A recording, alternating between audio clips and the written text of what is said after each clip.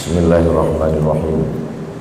Assalamualaikum warahmatullahi wabarakatuh.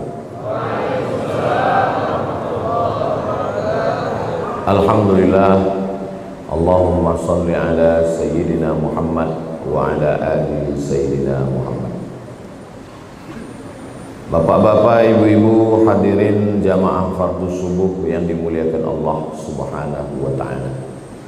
Man shalla subha fi jama'atin, siapa yang salat subuh berjamaah, faka'annama shallal laila kullah, dapat pahala seperti salat sepanjang malam. Mudah-mudahan kita termasuk yang mendapatkan pahala itu insyaallah. Man shalla subha fi jama'atin, siapa yang salat subuh berjamaah, kana fi zimmatillah, maka dia dalam perlindungan Allah. Jadi kalau mau kita dapat lindungan Allah, anak kita dapat lindungan Allah, maka istiqomahkan salat subuh berjamaah. Man shalla subha fi jama'atin, siapa yang salat subuh berjamaah setelah itu tidak keluar masjid, summa qa'ada yadhkurullah, duduk berzikir, baca Quran, termasuklah majelis ilmu ini majelis zikir, karena yang kita bahas hanya ayat, hadis, fatwa ulama. Hatta tatlu asyamsu, sampai terbit matahari. Setelah terbit matahari, summa yusalli rak'ataini, salat sunat 2 rakaat, namanya salat sunat isyraq, pakai qaf. Nama waktunya syuruq, nama salatnya isyraq. Usalli sunnatal isyraq raka'ataini lillahi ta'ala, kanat lahu ka ajri hajjatin wa umrah, dapat pahala seperti haji dan umrah. Hadisnya ada dalam Sunan Tirmidzi, status hadisnya hadis hasan, hadis yang paling tinggi sahih, di bawah sahih hadis hasan. Tidak ada ikhtilaf antar ulama tentang hadis hasan. Jadi nanti kita selesai ini, kita melaksanakan salat sunat isyraq masing-masing, tidak berjamaah. Mudah-mudahan kita dapat pahala seperti haji dan umrah insyaallah. Amin ya rabbal alamin. Subuh ini kita tidak hanya sekedar salat, tapi juga kita menyambung tali silaturahim. Saya sampai di Mesir tahun 98. Di sini ada ustadz guru kita, kakak kelas saya yang lebih dulu setahun dari saya. Dia sampai di Mesir 97. Beliau adalah Ustadz Mar Sofwan. Itu kakak kelas saya. Ada yang lebih dulu lagi. Ustadz Mar Sofwan sampai 97, beliau 92. Namanya Ustadz Haruna Hashim. Tapi kalau kami duduk bertiga, wajah dia yang paling muda. Ini doanya belum dia ijazahkan lagi ke kami. Hadir juga bersama kita subuh ini sahabat Ustadz Abdul Somad. Jadi di setiap provinsi itu ada tim. Di antara tim Ustadz Abdul Somad di Kepri, Kepulauan Riau, dari sejak 2013 sampai sekarang, itu namanya Bang Hardi Slamet Hud. Kenal Bapak Ibu orangnya? Nah, jadi kalau nanti ada orang bertanya-tanya, kenapa Ustadz Somad turun gunung sekarang ini? Karena tim sahabat Ustadz Abdul Somad sedang balihonya berserak-serak di Batam. Itulah kenapa saya turun membuat tablik akbar, pertemuan entah kemana-mana sebagai ikhtiar. Jangan nanti Bapak Ibu tidak bisa menjawab kalau ditanya orang, kenapa Ustadz Somad turun ke Batam sekarang? Entah latah-latah aja dia itu sekarang. Ustadz Somad kalau ada tim yang mencalonkan diri, dia pasti turun, karena itu bagian dari dakwah. Karena kalau saya yang ceramah tak sanggup. Saya ke Batam ini setahun cuma 4 hari. Hari Jumat, Sabtu, Ahad, Senin, setahun sekali cuma saya turun. Tapi kalau ada tim Ustadz Somad itu yang duduk jadi penguasa, insya Allah terbantulah dakwah ini, insya Allah. Itu tujuannya. Saya yang memotivasi. Saya bilang ke Bang Hardi maju jadi gubernur. Kata dia nantilah 2029. Nah, kalau gitu jadi wali kota. Kalau belum sanggup jadi wakil dulu. Nah, ini semua adalah pesan-pesan supaya orang faham kekuasaan ini kalau tidak dipegang, dia akan dipegang orang lain. Jadi Bapak Ibu jamaah mengerti, faham, supaya kita tidak mudah termakan isu yang ada di internet. Jangan mau makan isu, jangan mau makan hoax, karena sampai hari ini kita masih makan nasi. Terserahlah mau makan lontong, mau makan mie, lendir, yang penting jangan makan isu, makan hoax. Yang mau kita bahas subuh ini adalah perjalanan kita berikutnya. Kalau haus, minum. Kalau lapar, makan. Kalau kepanasan, hidupkan kipas, hidupkan AC. Kalau kedinginan, pakai jaket. Selalu ada langkah antisipasi. Nah, yang mau kita hadapi ke depan ini apa? Yang akan kita hadapi nanti adalah yang pertama, sakaratul maut. Apa yang perlu kita siapkan untuk sakaratul maut ini? Banyak orang menghadapi pensiun udah siap. Saya Pak Ustadz untuk pensiun ini udah saya siapkan 100 pintu kos-kosan Pak Ustadz. Banyak betul Pak, baru pintunya aja Pak Ustadz. Yakin betul dia malaikat maut itu datang setelah pensiun. Tidak salah, tak ada salahnya orang yang menyiapkan ruko, menyiapkan kos-kosan. Bagus, tidak salah. Itu ikhtiar.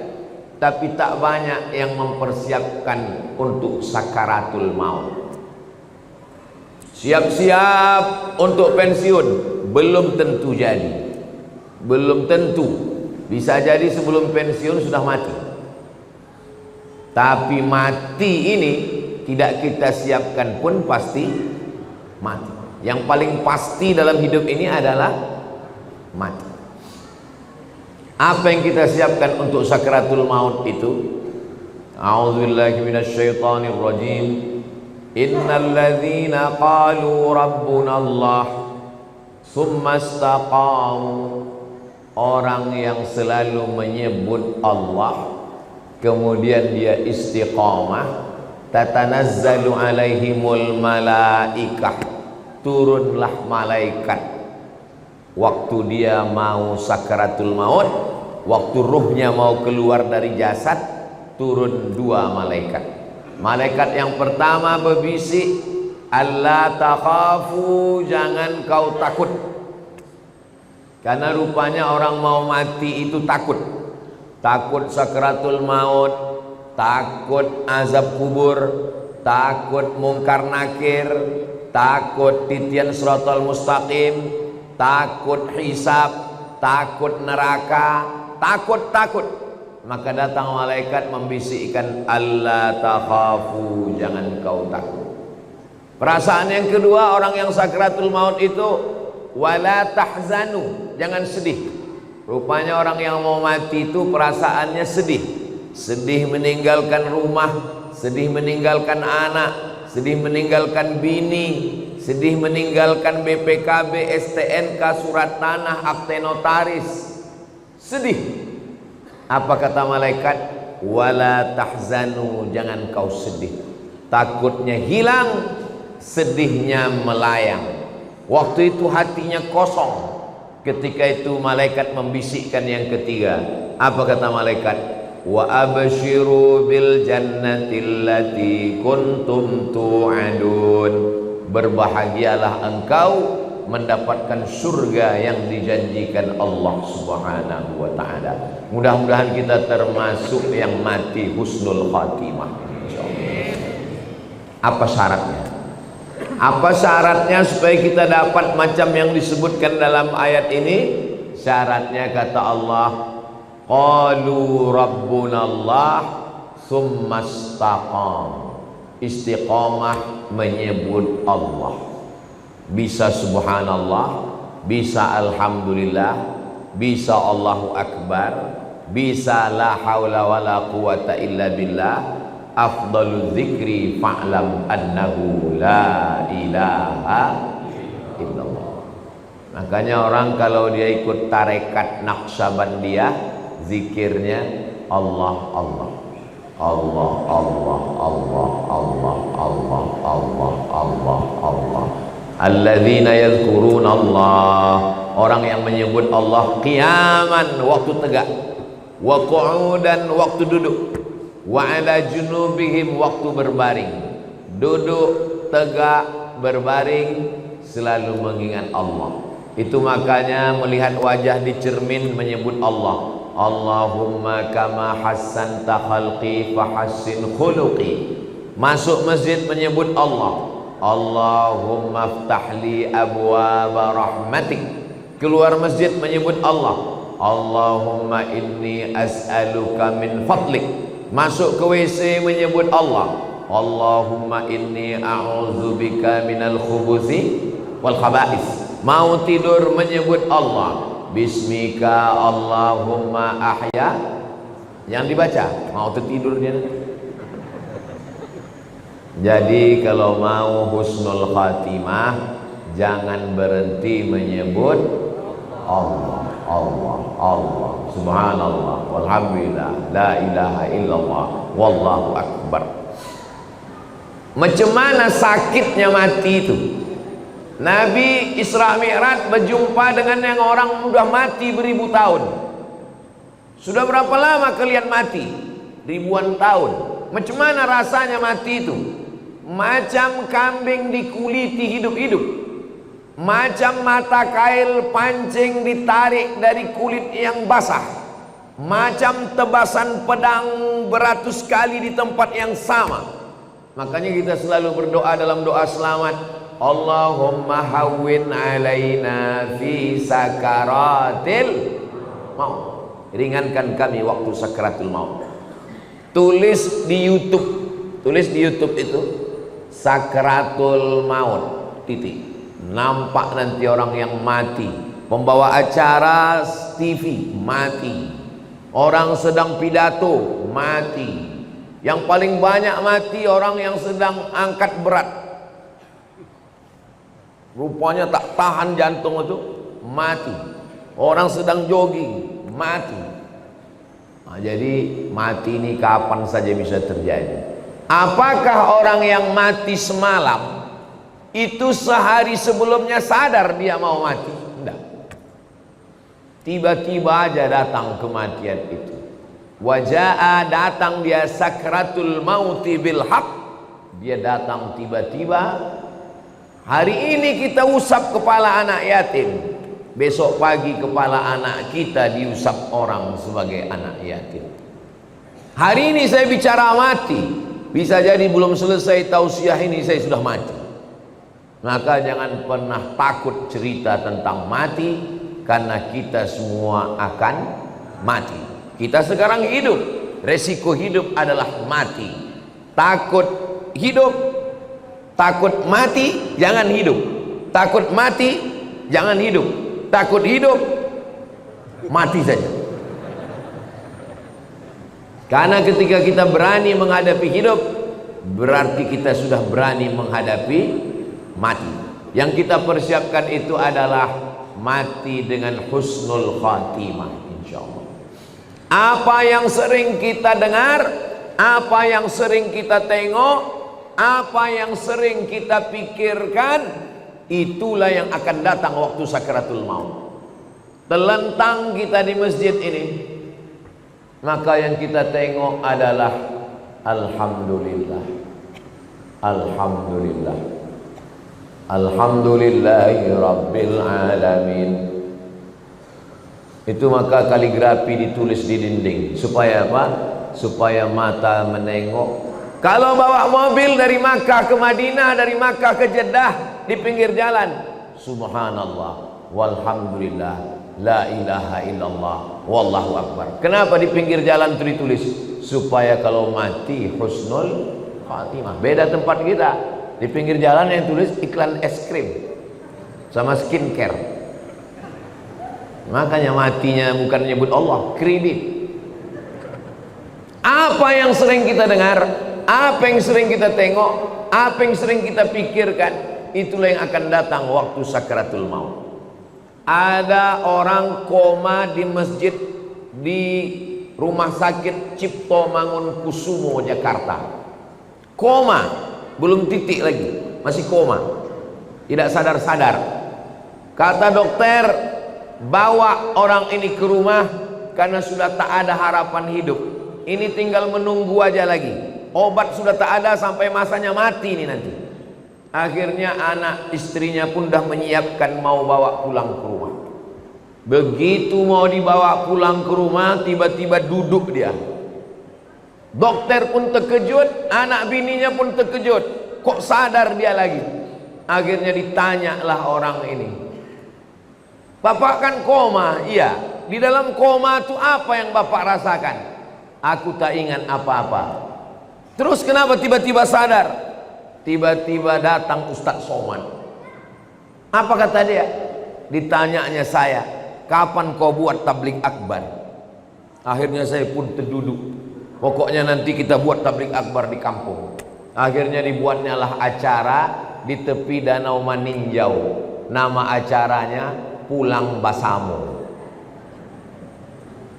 Akhirnya saya datangi bapak ini, dia dari Jakarta. "Apa betul Bapak koma di Rumah Sakit Cipto Mangunkusumo?" "Betul Pak Ustaz." "Terus dalam koma itu apa yang Bapak rasakan?" Tiba-tiba Ustaz datang bertanya ke saya, "Kapan tabligh akbar?" Itulah saya duduk sadar tuh Pak Ustaz. Lama saya menung. Jangan-jangan aku ini udah wali. Dua gendangnya, kalau tak wali murid, wali kelas. Saya ini orangnya rasional. Saya selalu penasaran, kenapa bisa saya datang ke dalam komanya itu. Lalu saya tanya dia, "Bapak kalau pagi apa yang Bapak lakukan?" Saya hidupkan handphone, saya dengar tonton YouTube Ustaz. "Oh." "Kalau Bapak sampai di tempat kerja apa yang Bapak lakukan?" "Kalau sedang kosong saya tonton lagi YouTube Ustaz." "Kalau Bapak mau tidur malam apa yang Bapak lakukan?" "Sebelum saya tidur yang terakhir saya tonton adalah YouTube Ustaz." Baru saya paham, apa yang selalu ditonton itulah yang dibawa ke alam bawah sadar, itulah yang datang waktu tidur dan waktu koma, dan itu juga lah yang datang waktu husnul khatimah insyaallah. Rasional, masuk akal. Tanyalah sama pakar-pakar psikologi, kenapa bisa itu yang terbawa-bawa. Makanya bapak-bapak pikirkan yang bagus-bagus aja. Jangan pikirkan yang waktu SMP SMA dulu. Mau dia mengigau tuh bawa ke malam. Tiba-tiba udah sambal belacan aja di muka. Maka saudaraku yang dimuliakan Allah Subhanahu wa taala, kalau yang kita pikirkan itu adalah akhirat, yang kita pikirkan itu adalah nama Allah, maka insya Allah kita semua mati dalam keadaan husnul khatimah. Nah, ruh kita keluar dari hembusan. Makanya orang yang mati itu biji matanya terbuka. Semua orang yang mati biji matanya terbuka. Apa yang ditengok waktu mata terbuka? Yang ditengok itu adalah ruh keluar dari mulut dan hidung. Dulu ruh itu masuk ke dalam jasad ini dihembuskan. Wa nafakhtu fihi min ruhi, aku hembuskan ruh. Raha ya ruhu, pergi berhembus. Ruh itu artinya pergi dan datang berhembus. Maka waktu datangnya berembus, perginya pun berembus. Ruh itu berjalan dari mulai ujung kaki sampai ke betis, naik ke lutut, naik ke paha, naik ke pinggang, terasa dingin, sejuk di kaki. Kalau ada bapak ibu yang udah merasa agak sejuk di kaki, tak lama lagi itu. Naik dia ke atas, naik dia ke atas, naik dia ke atas. Keluar dia dari mulut, biji mata menengok ruh itu keluar, maka datang orang lain memejamkan mata kita. Bismillah wa ala millati Rasulillah, inna lillah wa inna ilaihi raji'un. Menggerakkan tangan ringan, menggerakkan lidah ringan. Yang paling ringan adalah menggerakkan kelopak mata. Inilah yang paling ringan. Tapi waktu kita sakratul maut, jangankan menggerakkan tangan, jangankan menggerakkan bibir, menggerakkan kelopak mata pun tak bisa. Terbuka. Bini yang katanya buah hati belayan jiwa pun takut memejamkan biji mata kita. Datang anak ke masjid memanggil tuan imam, Pak Imam, tolonglah datang ke rumah. Ayah kami matanya tak tertutup-tutup dari tadi malam. Baiknya imam, padahal orang ini tak pernah datang ke masjid. Makanya masyarakat sini yang tak pernah datang ke masjidlah kalian. Untuk apa Ustaz sampaikan ini? Bukan orang ini datang, kirimkan video ini ke dia. Jangan sampai nanti akhirnya tuan imam yang datang ke rumah dia hanya untuk menutupkan kelopak matanya, dan akhirnya jenazahnya dibawa juga ke masjid. Seumur hidup ke masjid cuma 2 kali. Yang pertama akad nikah, yang kedua inna lillah. Mudah-mudahan kita istiqomah menghidupkan masjid ini insyaallah. Lalu kemudian setelah ditutupkan, kita pun ruh keluar dari jasad. Lalu kemudian kemana pergi ruh itu? Ruh itu dibawa oleh malaikat. Dalam hadis riwayat Imam Ahmad bin Hanbal, ruh dibawa di atas kain kafan dari cahaya, lalu kemudian mengetuk pintu langit.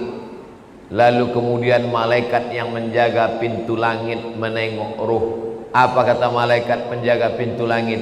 Inilah orang yang amalnya kami tengok 2 kali sehari. Habis subuh, malaikat yang menjaga di waktu malam datang membawa amal dia.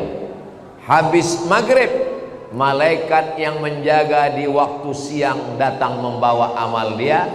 Amalnya kami tengok 2 kali sehari, tapi orangnya baru ini kami jumpa.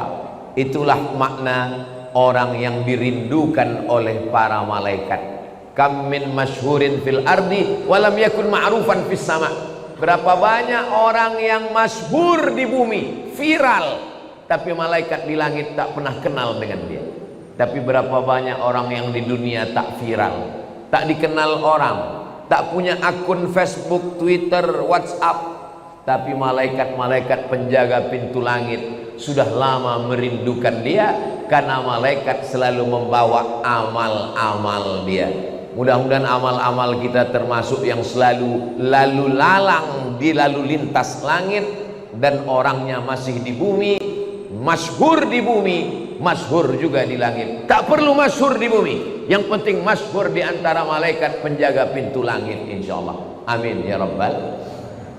Ini malaikat yang ikut sholat subuh bersama kita ini, habis itu dia bawa amal kita. Lalu malaikat penjaga pintu langit menengok, oh amal si fulan tahajud tadi malam, amal si fulan sholat sunat hajat tadi malam, amal si fulan berzikir tadi malam, amal si fulan sholat subuh berjamaah.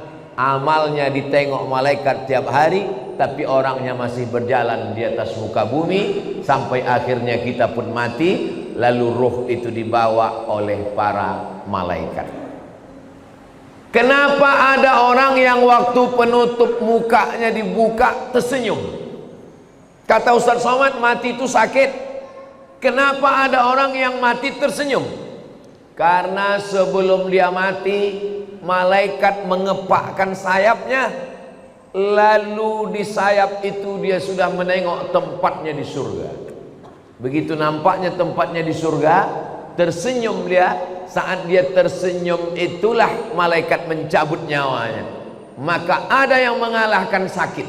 Yang mengalahkan sakit adalah menengok tempat di surga. Mudah-mudahan kita termasuk orang yang menengok tempat kita sebelum kita mati. Ustaz Somad sudah pernah menengok tempat Ustaz di surga? Saya jangankan menengok tempat di surga, menengok tempat parkir mobil pagi ini pun tak tahu saya. Karena menengok tempat di surga itu nanti ketika kita mau sakratul maut. Masa iya Pak Ustadz sakitnya mati bisa dikalahkan? Itu logikanya begini, rasionalnya begini. Ibu habis melahirkan anak, sobek dagingnya, mohon maaf, sakit. Tak usah saya ceritakan sakitnya. Nanti kalau saya ceritakan ibu-ibu, alah macam pernah aja Ustadz itu. Ibu sedang terbujur sekarang di rumah sakit, baru saja disobek dokter kulitnya, koyak mengeluarkan bayi. Tak lama kemudian datang bidan membawakan bayi, lalu ibu pun menggendong anak itu. Ibu senyum atau tidak? Senyum. Yang saya tanya, sakit atau tak sakit? Inilah hebatnya ibu yang saya tanya, bisa pula bapak itu merasakan sakit. Kan memang cinta sejati lah orang.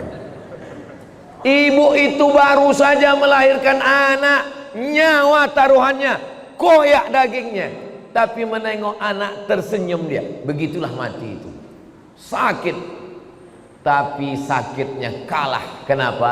Karena menengok tempat di surga, ditunjukkan Allah. Itu salah satu tanda husnul khatimah. Orang yang husnul khatimah itu irqul jabin. Irqul jabin, berkeringat jabin di atas kening atasnya. Kenapa? Kenapa orang yang mati husnul khatimah itu berkeringat di atas jabin ini? Karena malu. Biasanya orang kalau malu kan merah wajahnya karena tersipu malu. Maka orang yang meninggal menengok tempatnya di surga, malu dia karena amalnya tak seberapa. Aku amalku rasanya tak seberapa, kenapa besar kali balasan yang kau kasih ya Allah.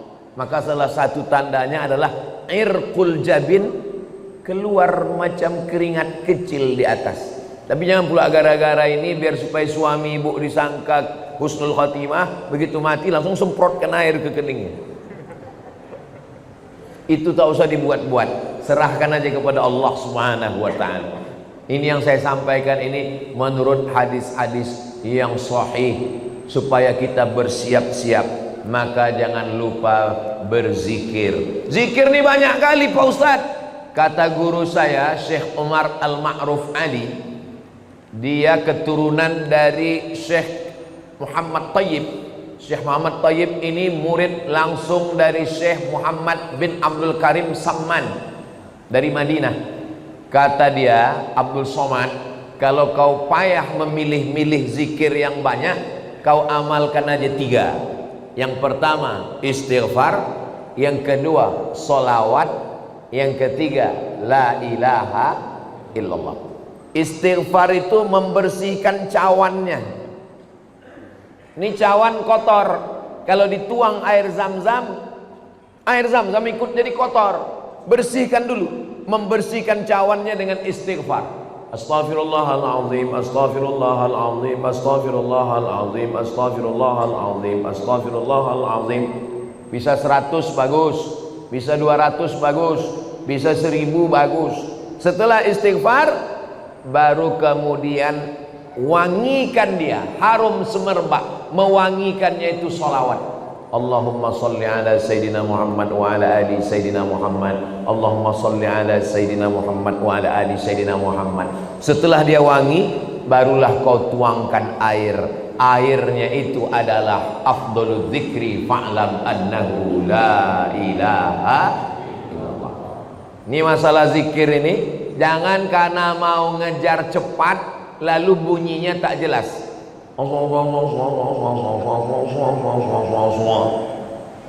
Astaghfirullahaladzim, astaghfirullahaladzim, astaghfirullahaladzim. Ada orang beristighfar pakai lagu.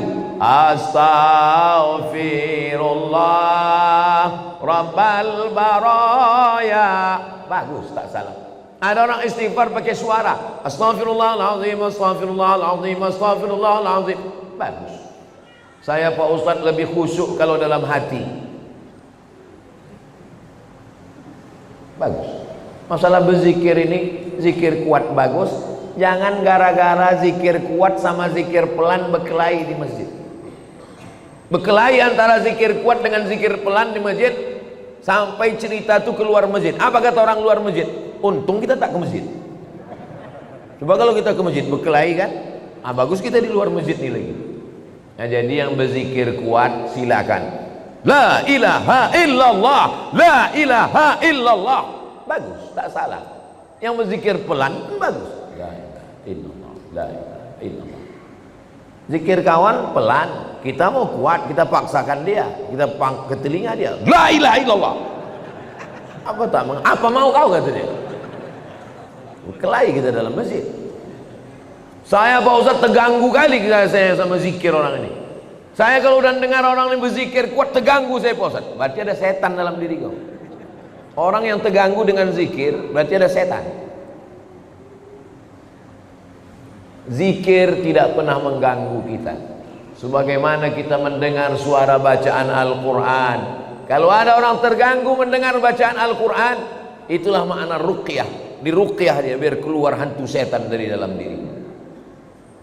Habis sakratul maut selesai, lalu kemudian kita pun masuk ke liang lahat. Tapi tadi ruhnya udah diangkat ke langit Pak Ustaz. Waktu jasad masuk ke liang kubur, maka ruh turun balik, dimasukkan Allah ke alam kubur untuk menjawab pertanyaan malaikat Munkar Nakir. Iya, kalau jasadnya masuk kubur, kalau matinya diterkam singa, kalau matinya di sungai Amazon dimakan ikan piranha 1000 ekor, kemana pergi ruhnya? Kalau matinya tabrakan beruntun hancur macam daging kena blender, kemana pergi ruhnya? Maka nama alamnya adalah alam barzakh. Dia tidak disebut dengan dunia karena dia sudah mati. Dia tidak disebut dengan akhirat karena dunia masih ada.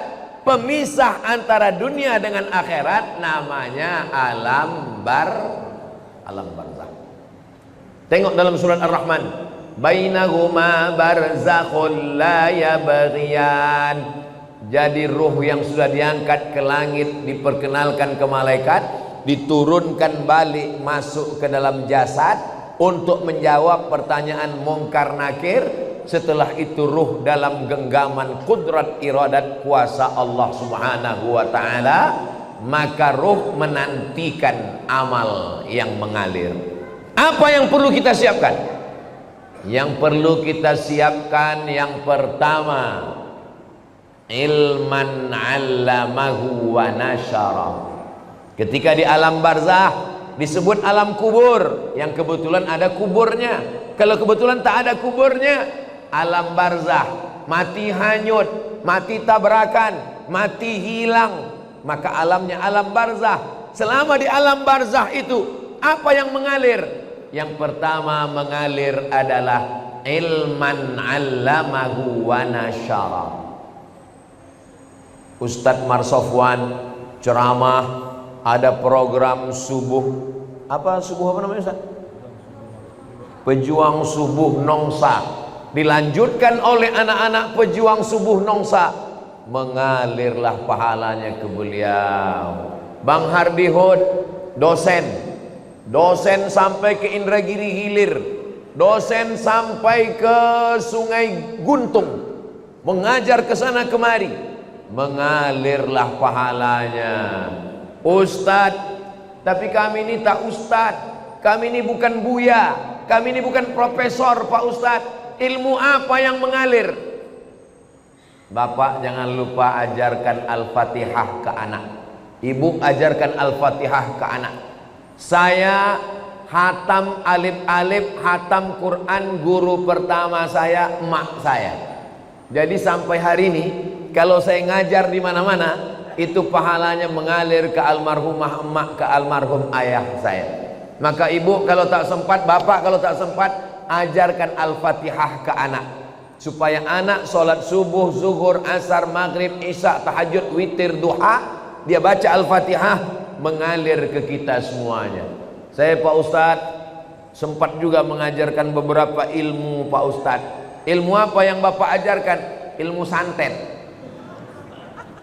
Minta ampunlah kepada Allah, mudah-mudahan lupa murid-murid itu, tak diamalkannya lagi, taubat dia. Itu maka sebelum mengajar tuh ajarkan yang baik-baik. Saya berharap ceramah ke sana kemari, mudah-mudahan ini diamalkan jamaah, mengalir ke alam barzah saya insyaallah. Amin. Walaupun amal yang sikit aja, amal sikit yang diamalkannya, bismillahi tawakkaltu 'alallah la haula wala quwata illa billah. Mengalir. Yang pertama mengalir ilman 'allamahu wa nasyarahu. Yang kedua, waladan salihan tarakahu. Anak soleh yang ditinggalkan. Bangun anak soleh itu malam, tahajud dia, berdoa dia, Rabbil firli wali walidayya warhamhuma kama rabbayani shaghira. Mengalir pahalanya. Sekarang saya ceramah ini di Batam. Almarhumah emak saya, almarhum ayah saya menengok amal saya secara live. Mana dalilnya? Dalilnya Quran. Wa qul i'malu, beramallah kamu, fasayarallahu amalakum. Yang menengok amal kamu itu ada 3. Yang pertama Allah, yang kedua Rasulullah Nabi Muhammad menengok amal kita, yang ketiga wal mu'minun, orang beriman. Apa kata tafsir Ibnu Katsir? Maksud orang beriman, ayah, ibu, atuk, nenek menengok amal anak cucunya. Maka moyang saya sedang menengok amal saya, macam jamaah yang nonton streaming live sekarang. Begitulah mereka menonton di alam barzah. Oh, senangnya aku, cucuku dari anak si fulan rupanya sedang menyampaikan tausiah di Batam. Mudah-mudahan kita pun menengok amal yang baik dari anak cucu kita insyaallah. Makanya selalu doanya, Rabbana hablana minas salihin, Rabbana hablana min ladunka dzurriyyatan thayyibah, Rabbana hablana min azwajina wa dzurriyyatina qurrata a'yun waj'alna lil muttaqina imama. Apalagi yang mengalir? Yang mengalir yang ketiga adalah mushafan warasahu, mewakafkan Al-Quran. Wakafkan Al-Quran. Kalau ditengoklah masjid, masjid apa nama masjid kita ini? Masjid Baitul Amal. Itu wakaf Qurannya, Masya Allah. Kalau ditengok dari susunannya nampaknya Quran ini tak pernah dibaca ini. Janganlah begitu Pak Ustadz. Ini Quran ini disusun rapi ini karena mau pengajian subuh ini. Kalau tidak ada pengajian tunggang langgang lintang pukang juga Quran ini. Itu yang mewakafkan Quran ini meninggal orangnya. Kenapa ada tradisi wakaf surat Yasin tempat kita? Karena orang dulu susah, tak ada duit, maka tak bisa dia mewakafkan Quran, diwakafkannya surat Yasin. Tapi yang paling bagus Quran. Waktu almarhumah mak saya meninggal, saya teleponlah penerbit Syamil di Bandung. Assalamualaikum penerbit Syamil. Waalaikumsalam. Mak saya meninggal, saya mau mewakafkan Quran. Berapa Pak Ustadz? 1000 eksemplar berapa ya? Kalau untuk Somad, Ustadz Somad gratis kata dia. Kalau gratis 2000 lah saya bilang. Kalau 2000 bayar Pak Ustadz. Kalau bayar saya minta 5000. Saya minta 5000. Habis itu saya kirim ke masjid-masjid, ke pesantren. 5000 kita kirim, mustahil ke 5000-nya itu tak dibaca orang. Makanya kalau kita di Masjidil Haram, Masjid Nabawi, keluar Masjidil Haram, di pintu masuk Zamzam Tower itu ada orang jual Quran. Haji, wakaf haji, wakaf haji, wakaf, wakaf, wakaf. Apa maksudnya itu? Mewakafkan Al-Quran. Tapi kata ulama, bukan cuma wakaf Quran, wakaf kitab fikih, wakaf kitab agama, wakaf kitab Riyadhus Shalihin, wakaf kitab, itu juga sampai kepada Allah, sampai disampaikan Allah kepada kita. Maka baca Quran ini supaya mengalir kepada orang yang mewakafkannya insyaallah. Yang keempat, apalagi yang mengalir? Masjidan banahu, membangun masjid. Siapa yang mewakafkan tanah ini, yang mewakafkan masjid ini? Tak bisa saya membangun masjid utuh satu masjid, Pak Ustadz. Tak bisa membangun satu utuh masjid, isi aja kantong-kantong tua. Itu yang mengisi kantong tuh, itu mengalir tuh. Yang tak mengisi, nah, innalillah lah kalian. Duit yang disimpan di bank, ditabung 3 miliar, mati kita, Bapak. Kalau duit kita 3 miliar, mati kita, itu mereka udah siap untuk memakai. Yang mendapat warisan siapa? Istri dapat 1/4 kalau tak ada anak. Kalau ada anak 1/8. Anak laki-laki dapat 2 kali bagian anak perempuan. Habis. Mereka menunggu kita cuma 4 bulan 10 hari. Habis 4 bulan 10 hari, dia pun dipinang oleh brownies, berondong manis. Tapi duit yang dimasukkan ke kresek, ke kotak, inilah yang akan mengalir. Mohon maaf jangan tersinggung dengan cakap saya tadi. Maksud saya yang memasukkan duit secara cash. Tapi jamaah masjid Baitul Amal ini banyak juga tidak langsung masuk duit karena mereka pakai transfer banking. Nah, jadi dia langsung tit. Habis terkirim baru dia menangis. Kalau ditanya, kok menangis kenapa? Teringat ceramah Ustaz Somad tadi? Tidak, salah ketik aku tadi. Rencanaku mau ngetik nolnya 5, rupanya terketik 6 pula. Kalau 5 kan 100.000, terketik 6 1.000.000. Padahal kalau mati tabungan ada 100 juta, yang terkirim 1 juta, mati yang dibawa yang 1 juta atau yang 99? Yang 1 juta itulah yang menolong. Itu kalau terketik 1 juta. Kalau termasukkan 2.000, sedang parkir aja sekarang udah 3.000, kencing 5.000. Apa yang kita siapkan untuk alam barzakh? Apalagi yang mengalir yang kelima? Yang kelima, baitan libnis sabil banahu, membangunkan rumah untuk ibnu sabil. Kalau zaman dulu ibnu sabil ini musafir yang putus belanja. Kalau zaman sekarang ada anak-anak dari pulau mau kuliah ke Batam, tapi untuk uang kos mahal. Cari tanah kosong, bangunkan kos gratis untuk anak berprestasi. Itu sampai hari kiamat itu mengalir. Buatkan rumah, buatkan pondok pesantren, buatkan rumah Quran, buatkan asrama, buatkan kelas, mengalir sampai hari kiamat. Yang keenam, nahran ajrahu, mengalirkan air.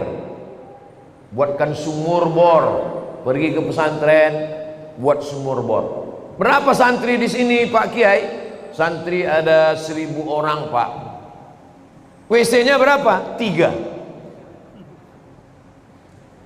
Buatkan WC, buatkan sumur bor, mandi anak-anak di situ, berwuduk dia, minum dia, mencuci dia, mengalir pahalanya. Saya waktu kecil dibawa emak saya ke sawah. Di tepi sawah itu ada sumur. Kata emak saya, ini sumur wakaf atuk kau dulu. Anak kecil, anak SD, saya tak paham. Apalah atuk nih bewakaf sumur. Sekarang baru saya paham setelah membaca hadisnya.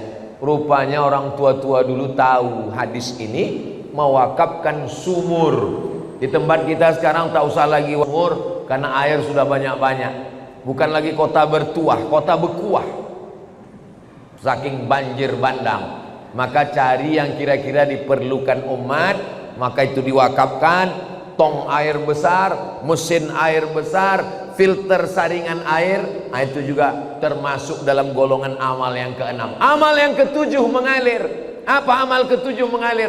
Shadaqatan akhrajaha fi sihhatihi wa hayatihi yalhaquhu ba'da mautihi. Sedekah yang dia keluarkan waktu masih sehat. Kenapa sehat? Karena kalau udah sakit orang memang udah ingat mati. Semualah ambillah ya Allah. Tapi kalau waktu sehat, bakhil, bin medit, bin pelit, bin kikir, bin kedekut. Tapi kalau masih sehat, orang pelit. Waktu masih sehat itu dia berikan, dia kasihkan, maka itulah yang akan menolong dia di hadapan Allah Subhanahu wa ta'ala. Imam Syafi'i meninggal 204. Imam Syafi'i meninggal 204. Sekarang tahun 1445. 1446. Berarti Imam Syafi'i di alam barzah sudah 1200 tahun lebih. 1240 sekian tahun lebih. Sedangkan umur Imam Syafi'i di dunia cuman 54 tahun. Lahir di Gaza, Palestina 150, meninggal di Mesir tahun 204. Di dunia cuman 54 tahun, di alam barzah 1200 tahun. Imam Al-Ghazali meninggal 505. Sekarang udah 1446. Berarti di alam barzah sudah hampir 1000 tahun. Maka kita ini lebih lama di dunia atau di alam barzah? Lebih lama di alam barzah. Apa yang sudah kita siapkan? Alhamdulillah. Bagi bapak ibu yang sudah menyiapkan 7 amal tadi, alhamdulillah. Saya alhamdulillah Pak Ustadz 7-7-nya udah siap, alhamdulillah. Saya Pak Ustadz baru 5 Pak Ustadz, alhamdulillah. Saya Pak Ustadz 1 pun belum, innalillah. Saya cuman bisa lewat ceramah. Tapi kalau Bang Hardi Hud jadi wakil wali kota dengan Cak Nur, itu ke-7 ini bisa dilaksanakan insyaallah. Amin.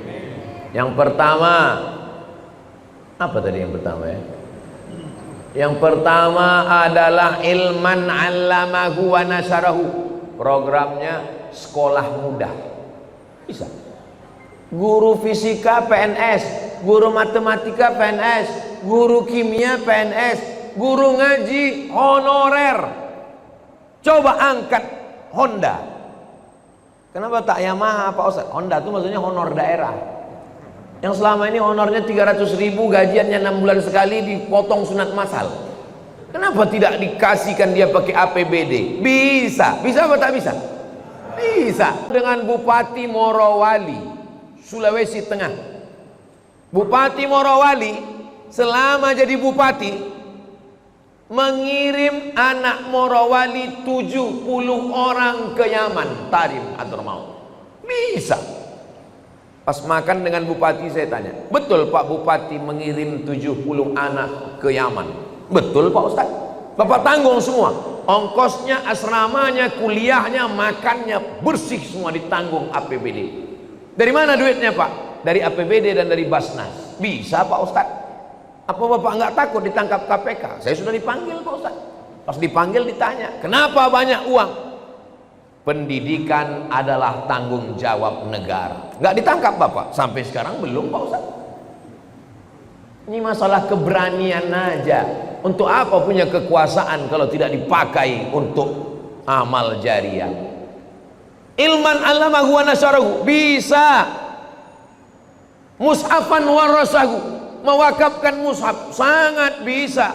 Seluruh masjid dan musalla mendapatkan subsidi buku-buku fikih, akidah, akhlak, Quran, tafsir. Bisa pakai tanda tangan. Nah, bisa.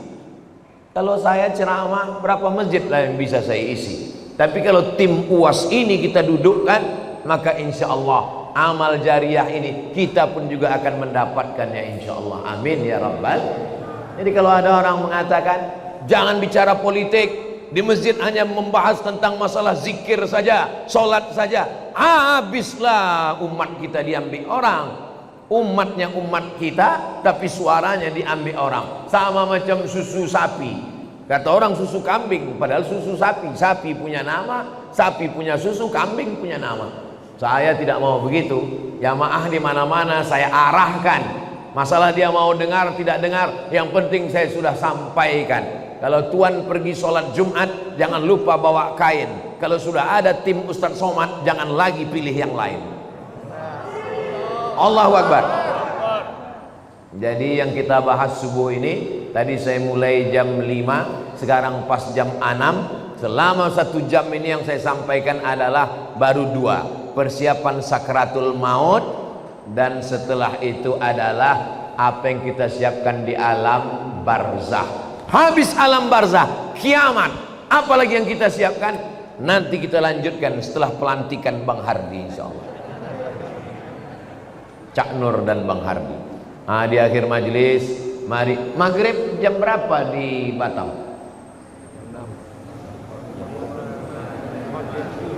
Jam 5.55. Jadi jam 5.55 sudah boleh sholat sunat isyraq. Kalau tak tahu jam berapa matahari terbit, untuk daerah Sumatera tidak sama dengan daerah lain. Untuk daerah kita di bagian Sumatera Utara, di Aceh, di Riau, Kepulauan Riau, itu tengok waktu maghrib. Jadi kalau di Pekanbaru maghribnya jam 6:05, jam 6:05 sudah bisa sholat sunat isyraq. Kita jam 5.55 sudah bisa. Sekarang jam 6, maka kita sholat sunat isyraq. Di akhir majelis mari kita berdoa. Tolong sampai tanggal 27 ini doa tawassul. Cara berdoanya, ya Allah, berkat surat Al-Fatihah ini dudukkanlah sahabat Ustadz Abdul Somad, Bang Hardi Hud, Cak Nur dan Bang Hardi Hud menjadi pemimpin kami. Insya Allah dia adil dan amanah. Al-hazihin niyah. Al-Fatihah. A'udzubillahi minasyaitonir rajim. Bismillahirrahmanirrahim. Alhamdulillahi rabbil alamin. Arrahmanir rahim. Maliki yaumiddin. Iyyaka na'budu wa iyyaka nasta'in. Ihdinas siratal mustaqim. Siratal ladzina an'amta 'alaihim ghairil maghdubi 'alaihim waladdallin. Amin. Allahumma shalli ala sayyidina Muhammad wa ala ali sayyidina Muhammad. Ya qadiyal hajat, engkau yang menunaikan hajat. Ya rafi'ad darajat, engkau yang mengangkat derajat.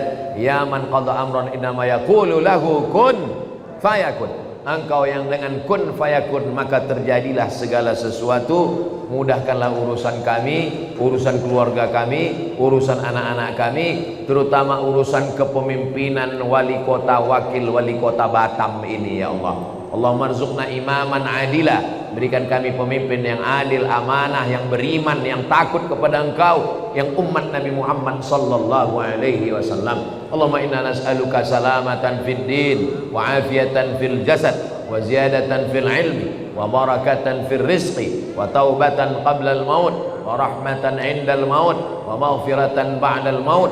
Allahumma hawwin alaina fi sakaratil maut wan najata minan nar wal afwa indal hisab. Rabbana atina fid dunya hasanah wa fil akhirati hasanah wa qina adzaban nar. Wa sallallahu ala sayyidina Muhammad wa ala alihi wa sahbihi wasallam walhamdulillahi rabbil alamin.